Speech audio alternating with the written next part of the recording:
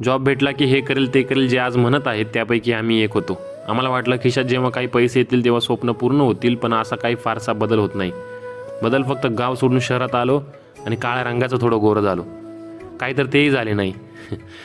जॉबमध्ये थोड्याफार गोष्टी शिकलो. दिवसाची सुरुवात गुड मॉर्निंगने करावी, आणि हा गुड मॉर्निंग जो जितका प्रेमात बोलतो तितकाच तो नंतर आपल्याला वाईट बोलतो. नवीन जॉईन झाले असाल तर विश्वास कोणावर ठेवू नका. लोक ऑफिशियली चांगली आहेत, वैयक्तिक नाही.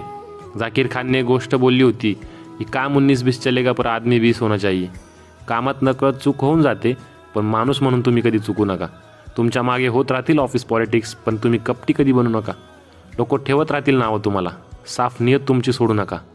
आणि लोक कामात चांगली असली म्हणजे माणूस चांगला होत नाही. पायी कोणाचा खेचून कोणीही जास्त वेळ इथं टिकत नाही.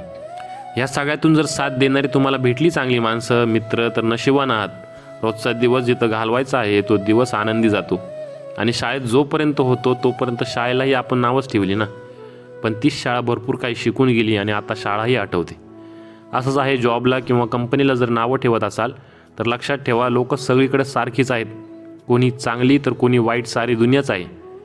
त्यामुळे खिशात 2 पैसे जे काम देतं त्या कामाला, कंपनीला नावं ठेवू नका. संधी आज ना उद्या चांगल्या येतील, पण घर ज्याने चालतं आपलं त्याला रोज शिवाय देऊ नका. आणि वाईट दिवस असतील ज्याचे कंपनीमध्ये, त्यांना एक सांगणं राहील, एक दरवाजा बंद झाला म्हणजे आयुष्य संपत नाही. महाराजांची आपल्याला शिकवण आहे, आणि स्वाभिमान कशासाठी गहाण ठेवू नये.